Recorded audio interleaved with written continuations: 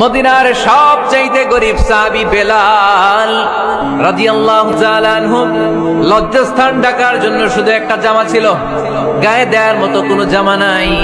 এই সাহাবীর মতো গরিব কোন সাহাবী মদিনার জমিনে নাই।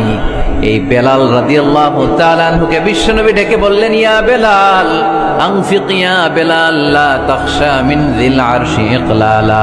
ও বেলাল, আল্লাহর রাস্তায় দান করো, কারণ আমার আল্লাহর ধনভাণ্ডারের কমতি নাই। সাইয়েদনা বেলাল রাদিয়াল্লাহু তাআলা আনহু সবচেয়ে গরিব। শুনতেছেন, বুঝতেছেন?